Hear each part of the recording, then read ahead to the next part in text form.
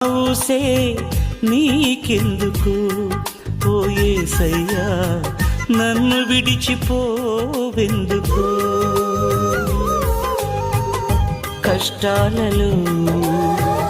నష్టాలలో వ్యాధులలో బాధలలో కన్నీళ్లలో